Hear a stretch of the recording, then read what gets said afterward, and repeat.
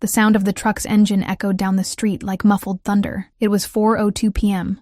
on an ordinary Tuesday, or at least it was supposed to be, but at that moment, leaning against the kitchen counter, from where I could see the front of the house through the window, I knew nothing would ever be ordinary again. The truck parked in the driveway like it owned the place, and maybe it did, or thought it did. I didn't move, I just watched. My hand still trembled slightly, resting on the cold marble, as my eyes followed Rail, my husband for nearly 13 years, stepping down from the cab with an expression I hadn't seen on his face in a long time. Excitement. The kind you only see on someone who thinks they're starting something new, something light, something clean. The irony almost made me laugh out loud. From the other side of the truck, she got out. Straight brown hair, petite body, heels far too high for the time of day, and the cracked sidewalk. She was holding a box decorated with a pink ribbon, smiling like a fool as he helped her balance it in her lap. And then came the detail that almost made me vomit. The dog, a tiny poodle, with a sparkly bow on its head, bouncing happily around them as if it already knew the territory, as if it already owned the house. My house. Yes, mine. Because I was the one who sanded every inch of that living room floor. I was the one who climbed up the giant ladder,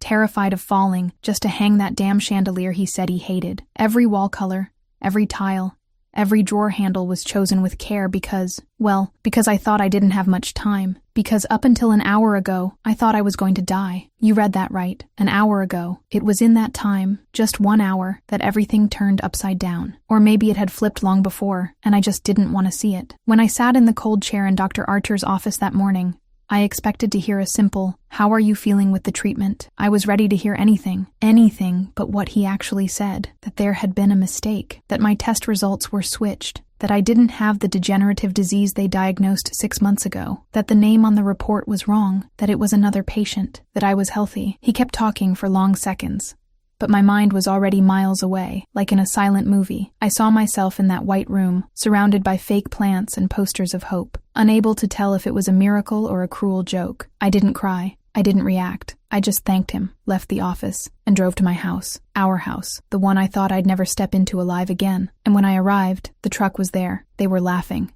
Rail, spun the woman like they were teenagers on a honeymoon. Right there, on the porch I had renovated myself, the porch where I painted every board during the hottest summer of my life, while he claimed to have endless meetings, last-minute trips, client dinners. I believed it all, because it was easier to believe than to realize he was burying me alive. My phone was buzzing non-stop in my apron pocket. Calls from my sister, dozens of messages. I knew what it was. She wanted to stop me from going to the appointment alone, wanted to be there if anything was confirmed, but it was too late. The news had already come, and it wasn't the end. It was the beginning. The front door opened with a crack that sliced the silence like a blade, and his voice, so familiar, so intimate, so full of lies, filled the hallway with absurd naturalness. "Home sweet home," he said, and then, "It's even prettier than in the photos, babe." Yes, he showed her photos. Of the walls I painted, the bathroom I redid with internet tutorials, the garden I planted between tests and treatments, photos of my legacy, what I thought I'd leave behind as a memory of love, but that he used as a catalog to seduce a replacement. She walked through each room with wonder, and I heard every step she took downstairs.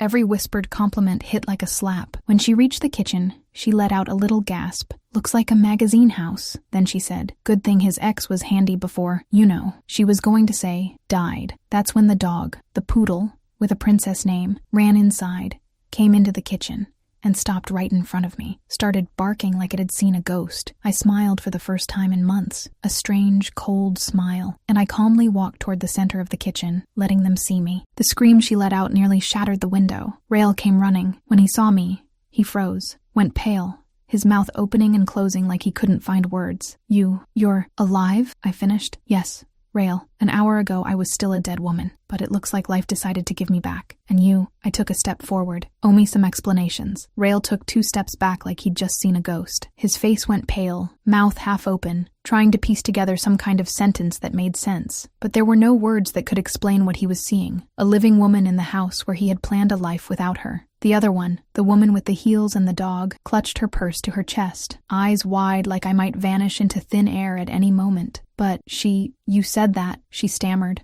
looking from Rail to me as if hoping for some kind of magical explanation. "He said I was dead, right?" I finished the sentence for her, my voice steady and low. Of course he did, and he probably said it was tragic, that he was heartbroken, that he needed to move on with someone who made him feel alive again. He loves those kinds of lines. Rael tried to interrupt, arms outstretched, nervous gestures everywhere. Baby, I can explain. You had 6 months to explain, but you chose to wait until I was dead first. The woman beside him, Isabella, as I'd find out minutes later, seemed increasingly detached from reality. The dog barked.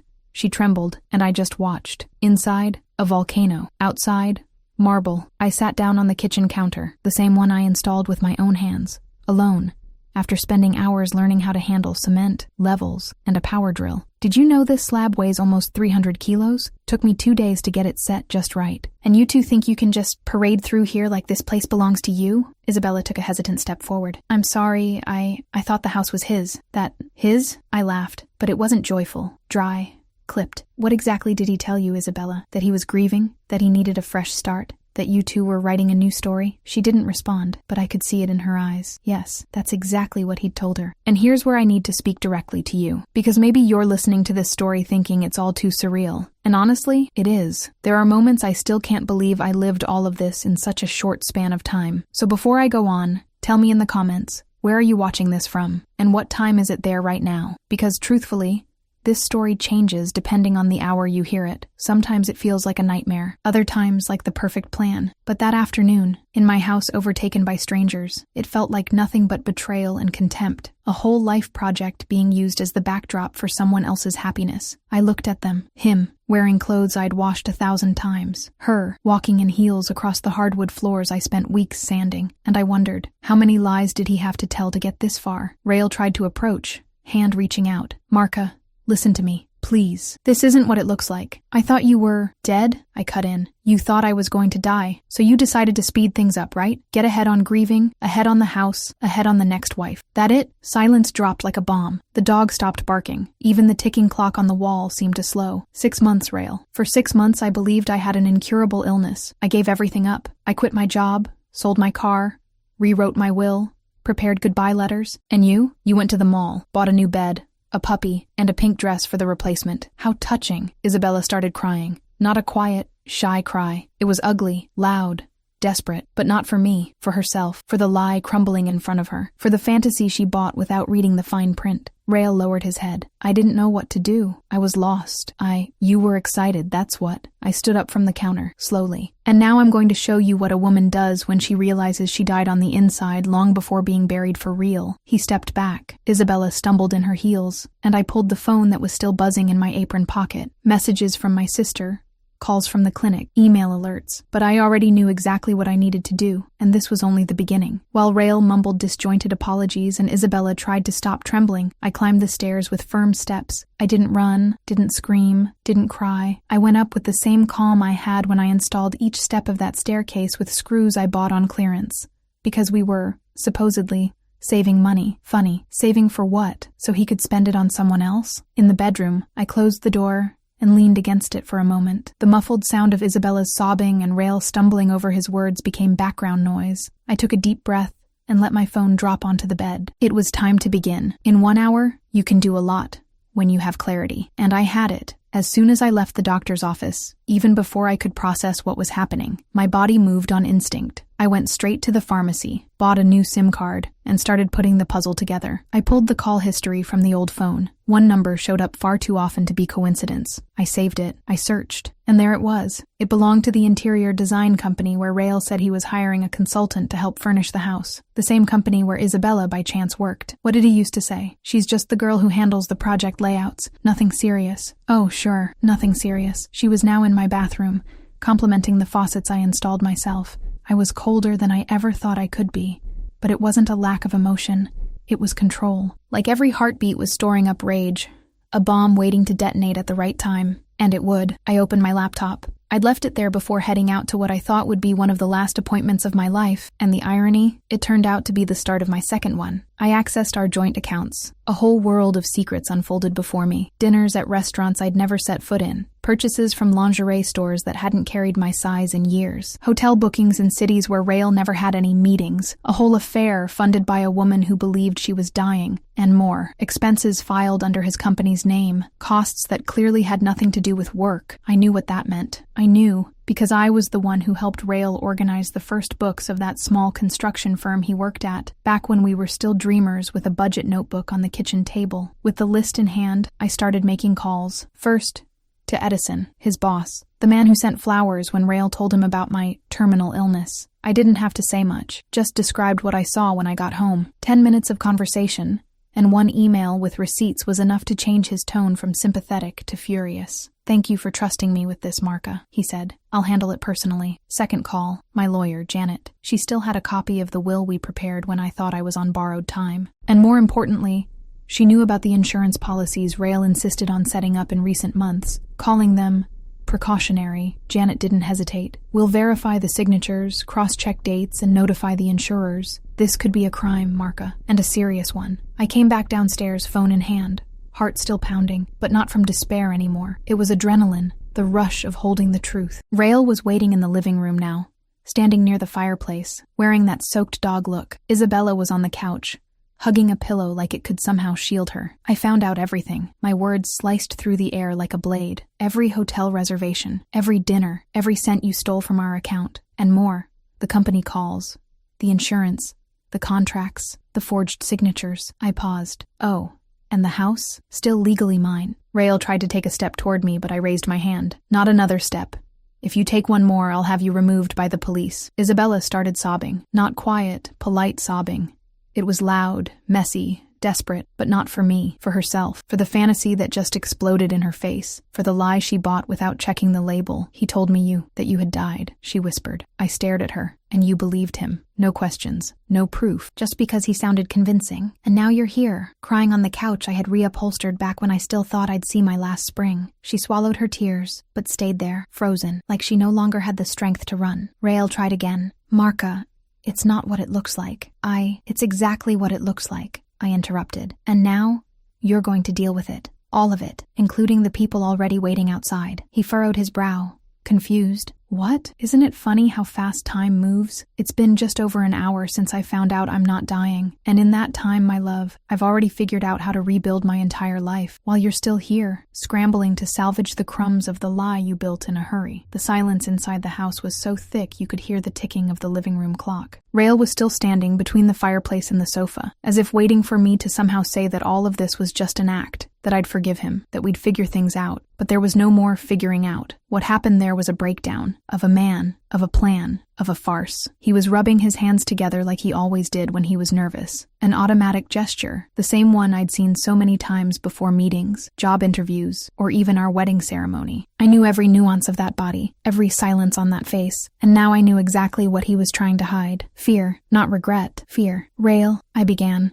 my voice calm. "You know what the police do to people who commit fraud, don't you?" The color drained from his face. Isabella lifted her head from where she'd been curled up, mascara running down her face. "Police?" Her voice was barely a whisper. "You called the police?" I nodded slowly. "You're in another woman's house with a truck full of furniture thinking this house is yours. His name isn't on the deed, and I have all the evidence of the lies and crimes committed to try and take this from me." Isabella suddenly stood up, clumsy, stumbling in her heels. "I didn't know. He said it was all his. I swear I didn't know." "I believe you," I replied, emotionless. "But ignorance doesn't cancel consequences. And honestly, that's your problem now." Rael stepped closer to Isabella, as if she could shield him. "You're not going to do this, are you? Marka, baby, it doesn't have to be like this." I took a step to the side and leaned against the entryway wall, arms crossed. "You know what's saddest, Rael? It's not even the betrayal, not the lies. It's knowing that while I was dying, you were redecorating your life." He tried to say something, but I kept going. "Do you know how many nights I went to sleep thinking I wouldn't see the next day? How many times I hugged you thinking it would be the last? Meanwhile, you slept peacefully, knowing all you had to do was wait. And now, what's left?" The doorbell rang. Isabella jumped like she'd been shocked. Rael froze. "Oh,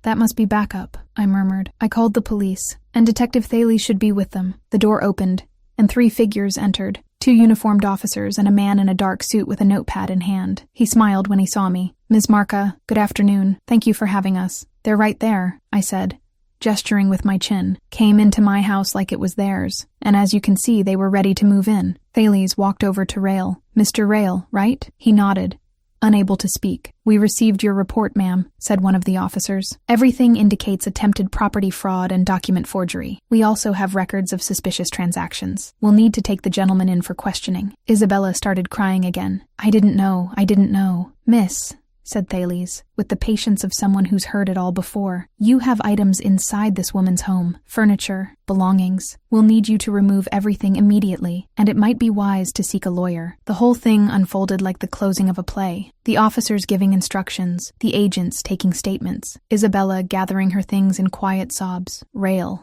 was sitting down, drained, head in hands. For the first time since this all began, he seemed to understand that nothing about this was reversible, that no excuse could undo what had been done. Thales pulled me aside. Are you safe here alone? I nodded. More than ever. Everything you sent is already being processed. His lawyer's going to have a lot of work, and if those insurance documents are forged like they seem, he's in serious trouble. Good, I replied. I just want him gone. And he will be, he said. Today. I walked back inside as chaos unfolded at the front door. It was almost poetic. The house I'd built with pain and sweat, cleansing itself of the people who tried to take it from me, a kind of purification no candle or prayer could ever offer. In the kitchen, I picked up the still warm teacup I'd left on the counter before it all happened. I took a sip and closed my eyes. I was alive, and justice had come. Before I ever had a chance to forgive, the house was finally quiet. The last hurried footsteps of the officers echoed on the wooden floor until the door clicked shut with precision. And then, only the sound of my own thoughts reverberated through the walls.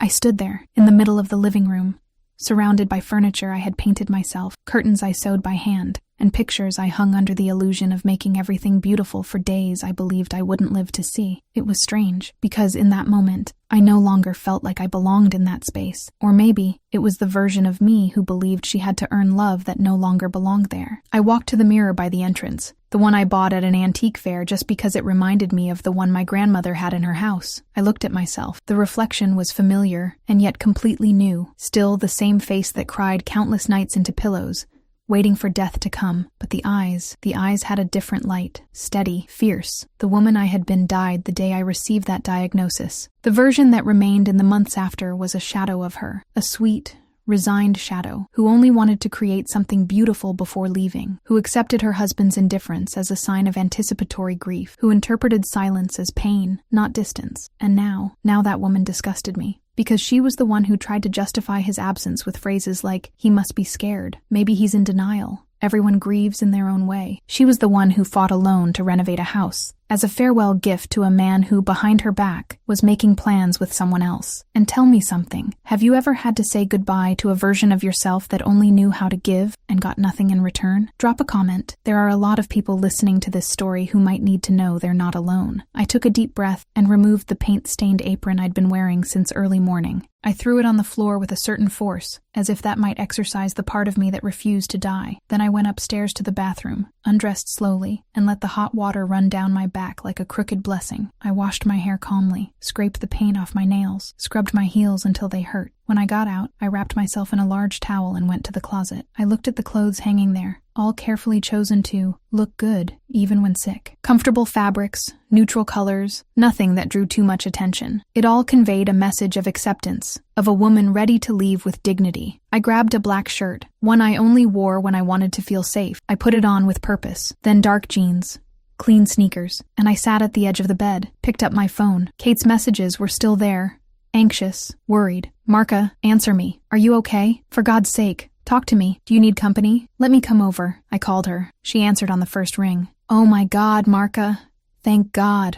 I was about to go to the hospital. There was no need. I'm fine. Everything that needed to happen already did. Huh? What do you mean? Did you already tell Rail? Oh, Kate. I looked out through the bedroom balcony window. The moving truck was being towed away. You have no idea. And then I told her. Every detail. From the moment Dr. Artur revealed the diagnostic error to the moment the police walked into my house. I spoke calmly, pausing often, sometimes more to breathe than to reflect. because the words still came out of me as if they belonged to someone else. On the other end, Kate's silence turned into shock, then indignation, and finally, a kind of pride that caught me by surprise. "Marka, do you realize what you did? He tried to bury you and you turned the grave into a castle." I smiled, for the first time, genuinely. "I'm not done yet. Want me to come over?" "Not now. I need this time to myself." And it was true. I needed this morning, but not for Rael, not for the betrayal, not for the loss. I needed to bury, once and for all, the woman who allowed all of this to happen. That night, I didn't cry, I didn't eat, I didn't watch TV, I just walked through the house. Every room was a reflection of all I had been, and now I needed to rebuild its meaning. The bathroom with the vintage tub I spent months hunting for. The kitchen with golden-handled cabinets Rael said were too flashy. The living room where I had planned winter nights filled with books and hot chocolate. I touched every object as if saying goodbye to a version of myself, and maybe I was. The next morning,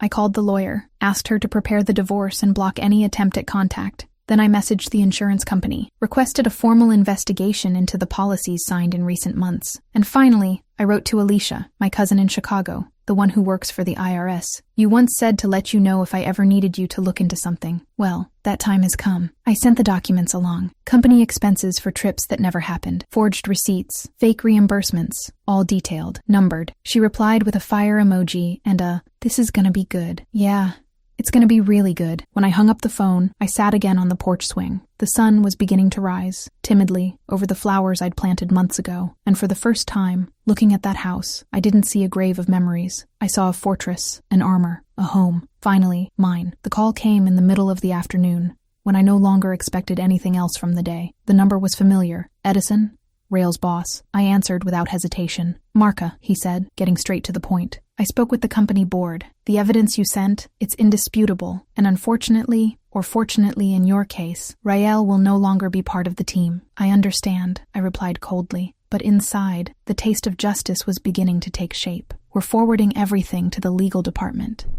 And look, I'm sorry about all of this. He was a good employee, but a terrible human being, from what I've seen. Thank you for listening," I said, and hung up. That was it. The downfall had begun. Minutes later, another notification. "Janet, my lawyer. Short message, direct, just like her. Rael will be investigated for attempted insurance fraud. The signatures don't match. We'll contact the prosecutor's office." I took a deep breath. This wasn't just about revenge. It was about truth, about putting every piece back in its place and giving the world back the responsibility of dealing with people who think they can build happiness on someone else's ruin. But the most satisfying blow was still to come. Alicia, my cousin from the IRS, sent me an email titled, "Time to Reap." I opened it and read it line by line, savoring each number, each argument, each implication. "Marka," she wrote at the end, "he's going to have to account for every last cent, and it's going to move fast. There's too much here that screams tax crime. You did the right thing calling me." Yes, I had. Not just because I wanted to see him pay, but because for years I had been complicit in the silence. I let small lies slide, got used to flimsy excuses. I thought love meant that, enduring, tolerating, overlooking. But there, reading that email, I realized I had crossed the line of forgiveness, that now, what was at stake wasn't just my heart, it was my dignity. I decided to go out, take a walk, get some fresh air. I strolled through the neighborhood,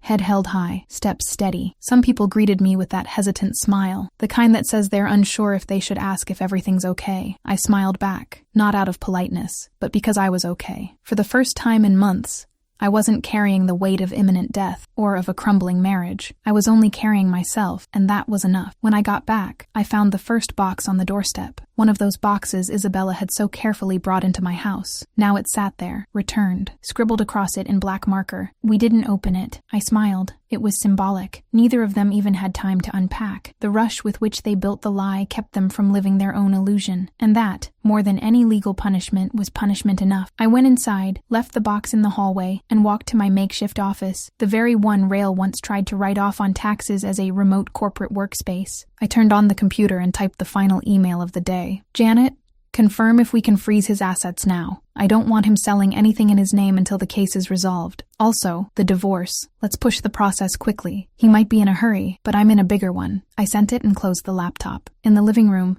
the late afternoon light came in gently. Everything was clean, calm. The house, even still carrying traces of what it had been, already felt different, and so did I. It was impressive how lies dig their own grave. Rael dug deep, thinking the end of my life would be the comfortable beginning of his. But he forgot one thing: I didn't die. And worse for him, I came back with time, and a thirst for truth. The next morning, I woke up to the sound of birds, not the phone alarm, not the buzz of notifications, and definitely not the sound of someone else's footsteps around the house. Just nature outside, singing as if it didn't know anything, as if the world had returned to its axis. And in a way, it had. I opened my eyes slowly, feeling lighter. I slept alone, for the first time in many months, without the fear of not waking up, without expecting silent goodbyes. And for the first time, solitude didn't hurt. It was peace. I got up and walked to the bedroom balcony, where the air was still damp from the early morning. The wood beneath my feet creaked slightly. I had reinforced those floorboards myself, sweating through an entire weekend while Rael claimed to be on yet another business trip. Now I knew. His business wore heels and expensive perfume. I sat on the swing I hung with my own hands.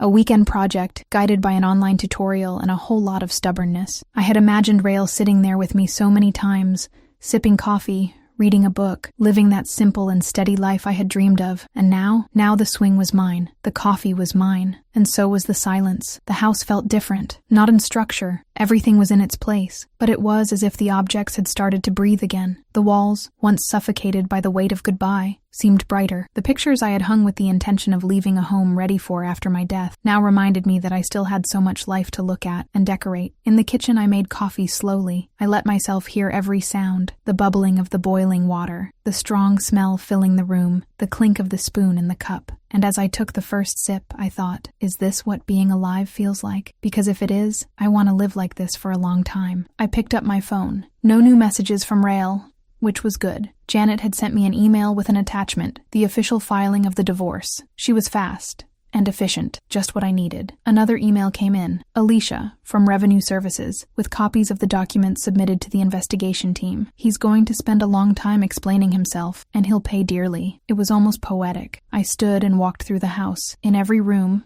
a memory. But now, they didn't pierce through me like before. They didn't hurt. They didn't weigh down my chest. They were like scars, marks that tell stories but no longer bleed. I passed through the living room where I installed the shelves by myself. For months, I had imagined him storing our favorite books there. Now, I thought about filling them with my stories. Books about women who overcame, who survived, who reinvented themselves. Women like me. In the hallway, I ran my fingers along the wall. That was the first paint I ever applied. I still remember the mistake in the color mix and the panic I felt, thinking I'd ruined everything. Rael said no one would notice. I noticed, and I repainted it, alone. Because that's what I always did. Fixed mistakes I didn't make, mended absences that weren't mine, filled in holes he had dug. But now, the woman repainting the wall was the same one erasing his footprints from the house, from her life, from the future. I went out to the garden. The flowers I planted under the excuse of wanting to see something bloom before I died were stronger than ever. Jasmines, lavenders, daisies, all of them there, spreading color and scent as if they hadn't gone months unsure if they'd ever be watered again. I knelt in the dirt and touched the leaves. Nature doesn't wait for answers. It just grows. And maybe that's what I needed to do from now on. Grow, quietly, with strength, without asking for permission. I went back inside and opened a new notebook. A blank page. I wrote the first sentence at the top. The day I died and came back determined to live just for myself. That was it. The story had changed genres. It wasn't tragedy anymore. It was rebirth. The house, the one I built in a rush thinking it would be my tomb, was now my throne. Every detail that used to remind me of the end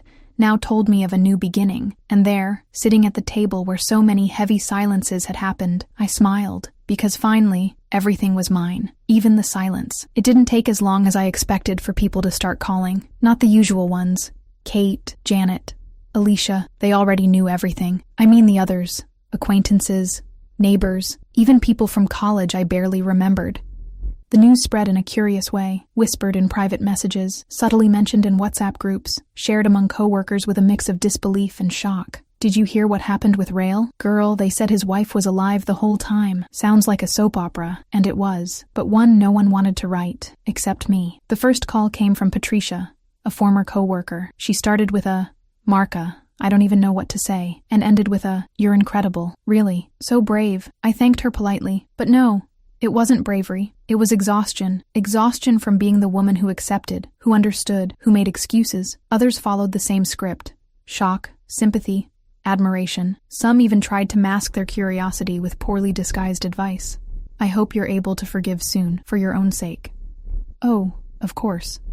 Because I'm the one who should be worried about setting him free from guilt, right? I didn't answer. I just hung up and went back to what I'd been doing for days, cleaning, not just the house, but the invisible marks Rail left in every corner. I pulled the last of his clothes from the closet, dress shirts I used to iron on Sundays. Ties, he said, were only for important meetings, and the leather jacket he always wore on trips, the same one I saw in a photo with Isabella, smiling in a hotel room. I packed it all into a box, along with the documents he'd left behind in the last folder of the office drawer. I wrote, "Donation," in big letters, and left it in the garage. Then I went to the computer, opened the browser, and searched for home security companies. Not because I was scared, far from it, but because now I had something precious to protect. Myself. I scheduled a technician visit for the next day. And then, like someone blowing out the last candle at an old wake, I canceled the joint bank account, changed passwords, updated my records, cut the last strings that could tie Rail to my life. That night, I sat on the couch with a glass of wine, played some soft instrumental music, and just breathed. It was strange. On the outside, everything looked the same, but inside, there was no more emotional debris, no more anxiety. There was space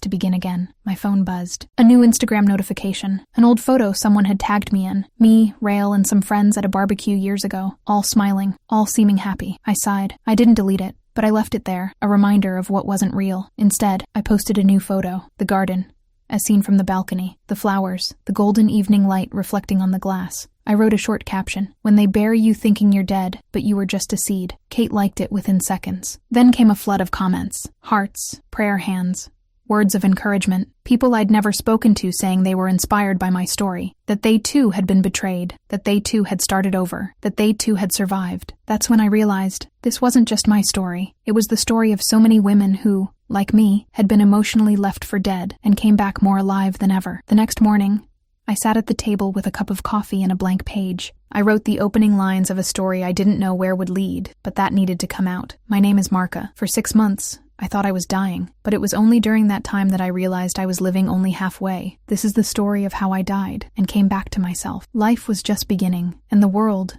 finally, was listening. Waking up without rush was the first change. There were no scheduled exams, no emotional agenda to follow. No one was waiting for me in the kitchen. No one left notes asking me to buy bread or take care of something at the bank. And that, which used to feel like loneliness, now felt like freedom. A silent, elegant freedom, almost sacred. I went downstairs to the kitchen barefoot, feeling the chill of the floor I had installed myself. I made my coffee without thinking about sharing it with anyone. The silence around me didn't bother me anymore. On the contrary, it was a kind of music only those who have lived through the noise of abandonment can hear. I made my to-do list calmly. A few appointments with the lawyer, the visit from the security team to install the new system, a call with the architect. Yes, I had decided to make some changes to the house. Nothing too drastic. I just wanted to erase the last traces of him. The mirror frame he chose, the hallway cabinet he always complained was too bulky. And of course, the guest room, the one Isabella had marked with cheap perfume and empty promises. Each small change was a no I had never had the courage to say out loud. Now, each hammer strike,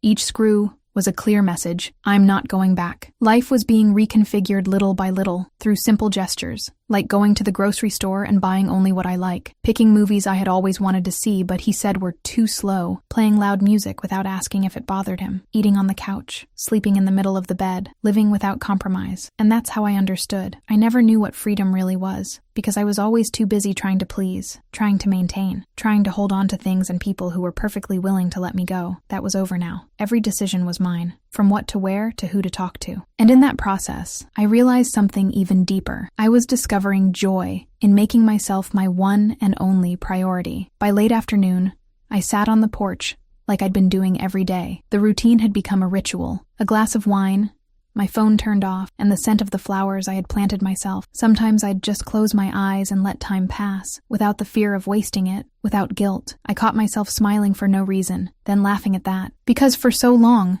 happiness had seemed like something distant, almost theoretical, something other women got to feel, the ones who were lucky, or who chose better. But no, happiness wasn't in who chose me, it was in who I was choosing to become now. My phone rang. It was Kate. I picked up. Marka, I just called to say how much I admire you. Really, what you did, what you're doing. It's more than leaving a marriage. It's like you came back to life completely. I smiled. That's exactly it. Coming back to life. But my way, this time. Promise me you'll write all this someday. Maybe I already am. And indeed, Each day felt like a new page, not with forced happy endings or cheap motivational quotes, but with presence, with strength, with choice. I hung up and went back to watching the sky. Night was falling slowly, as if it knew that here, in this house, no one was in a hurry to run from anything anymore. I was alive, and finally, whole. The last box was taken from the garage on a Saturday morning. A young man from the donation center came by, picked everything up, thanked me with a polite smile, and left without asking questions. And I, from inside, watched like someone watching the final episode of a series that had consumed them for months. I didn't cry, I didn't smile, I just watched. I closed the door calmly and locked the new deadbolt. The click was sharp, firm, final. It was official. Nothing of him remained here. No object, no document, no physical memory. The house was clean, and more than that, it was mine, truly mine, for the first time. I didn't throw a party. I didn't post a photo. I didn't publish a caption with some quote. I simply took a deep breath and went to the garden. The flowers I had planted were still there, but they seemed different. They had grown like I had, more resilient, more colorful. The jasmine, which barely held on in the beginning, now covered the wall as if it knew it would no longer be pruned by someone who didn't understand delicacy. I hugged my own shoulders. It was a cold morning, but bearable. The kind of cold that reminds you you're alive, that you have skin, that you feel. I went back inside and sat at the table with a new notebook. I wrote the final words of a text I had been drafting over the last few days. A release, a manifesto, a promise. I promise to never again forget who I am, even if the world tries to convince me I'm worth less than what I give. I closed the notebook, set it beside my coffee cup, and stayed there, watching the morning light stream through the window, casting soft shadows on the walls. I got one last call that day. It was Janet, my lawyer. Case closed, divorce finalized, insurance blocked, Rail is under formal investigation, and if you want to proceed with a civil suit, we have a solid case. Thank you, Janet, but I don't think I want anything else from him. I've already taken what I needed, and what was that? Myself back. She smiled on the other end of the line. That's worth more than any settlement. I hung up and stared at my phone for a few seconds. No new numbers, no unexpected notifications. For the first time, everything was quiet, inside and out. I decided to go for a walk, threw on a light jacket, my sneakers, and left the house without hurry. I didn't lock the door in a panic. I didn't look back like someone afraid not to return. I just left. And as I walked the streets that had once been the backdrop of my pain, I saw how different they looked now, maybe because I was different. The same trees, the same walls, the same corners, but with a new light, a new meaning. A new beginning doesn't come with a red ribbon or applause. It comes in a breath, in silence, in a step taken with certainty, even without knowing exactly where it leads. And there, in that simple morning, I began again. Not because I planned to, but because I had to, because I was pushed to the end, and ended up finding my beginning. Yes, I was reborn, in flesh, bone, and awareness. And now, this life is mine, whole. Today is an ordinary morning, and maybe that's what makes it so extraordinary. There's no breaking news, no urgent phone call, no email dripping with tension. Just sunlight coming through the window, coffee brewing in the kitchen, and a good kind of silence, the kind that feels like it's talking with you, not judging you. It's been exactly 127 days since everything happened, since the moving truck stopped in my driveway, since I watched, from the kitchen window, my own husband parade through the house as if it were a trophy won by someone's death, mine. Today I'm writing this for myself, not to remember what I lived through, but to never forget who I became after it. It wasn't instant. There wasn't some magical snap. I didn't wake up empowered.